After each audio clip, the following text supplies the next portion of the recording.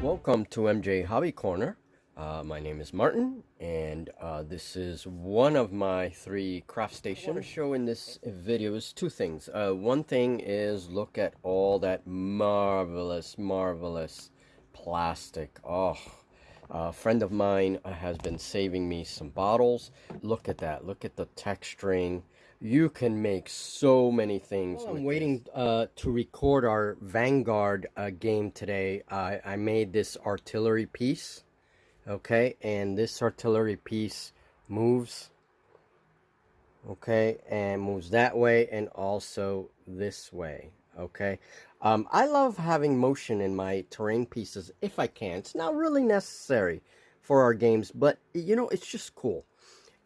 So how did I make this piece? Well, you can see the artillery shells there, by the way, and these are some big shells. They're being loaded by some kind of auto-loading system, okay?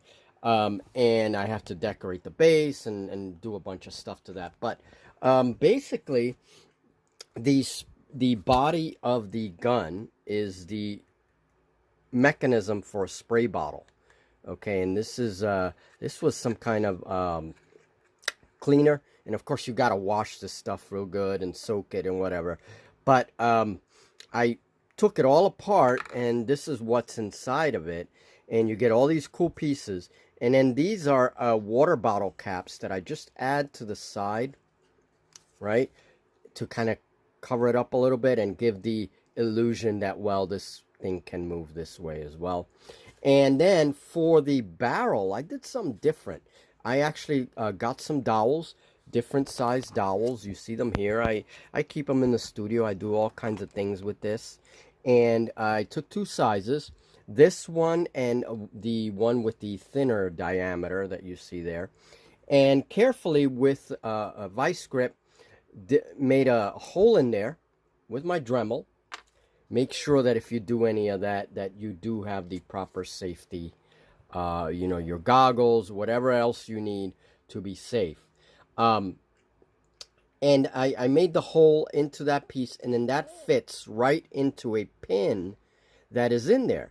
That pin is what holds the spray, the nozzle for the spray, right? So I took all that off, and then that pin was perfect because it secured the thicker dowel, and then I just bore a hole into that dowel to fit my barrel. So I made that hole with a Dremel, okay?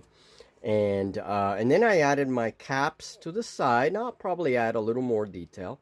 And it almost looks like an IG-88, actually, old German anti-tank weapon. So, pretty cool. You know, it's great for an objective where you have to destroy the artillery piece. You know, now that we're playing Stargrave and, you know, any sci-fi game, we can add this as a sort of an objective. Now, if I want to make this more futuristic looking, we just decorate it with a bunch of different like materials, right? That'll give you more of a kind of fictitious look, like maybe a plasma weapon or something like that. So there's a lot of different ways you can do this. And then, of course, I use my clothespins as the tripod. So I have to finish this. I'm using this right now from DAP. It's contact cement.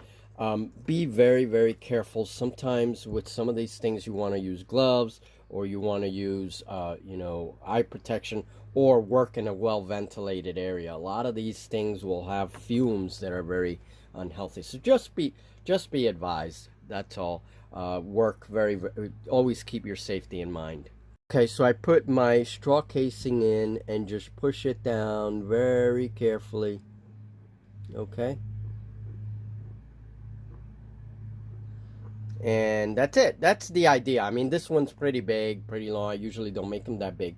But then I let everything dry, cut it at the point that I need to, and that's how I have these shells in there. And sometimes I'll adorn like the base with a couple of these artillery shells, right? Stand them up and whatnot. So pretty cool. So these kinds of things, like these old markers or whatever that are not working, I use the cylinders for various builds. This has a lot of cool texturing. I can cut this off here, if I can show this tip. Cut this off here and it makes good pipe connection for giant pipes. Okay, so that's always, you know, just look out for the various shapes and see what you can match it up in the real world. So this project is a little different. I need some very large alien looking bugs for Bug Hunt, a game that's coming up, and it's a collaboration that I'm doing. And so I decided to make my own bugs. I didn't want to buy stuff at the store necessarily. And I had these rings, spider rings from Halloween, and I have like 50 of these in a pack for like less than $1. So I took these things and I found all different ways of cutting them up and modifying them to make all kinds of griblies. And these actually utilize the parts of Tyranids. You can see Tyranid arm there. Okay, and that's how I made the bug. Added some green stuff. The wings were plastic from a plastic bottle that I cut up. I gotta decorate the wings now. And I made this odd looking bug, basically. All right, but you see here, this one is more like an ant.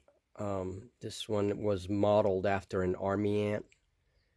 And it has the big jaws. And then this is the devourer arm that you see in the Tyranids. And I just use that as the abdomen. And there's the little thorax. And the rest of it, the head is actually the butt of the spider right here. And then I just sculpted all the antenna and the mouth parts and all this stuff. Okay, so I have a giant ant-like creature, this giant, whatever that's going to be, and then this critter too. And this one's pretty bizarre looking as well. So, giant bugs for Bug Hunt. So, yep, getting ready for the game. So there you go.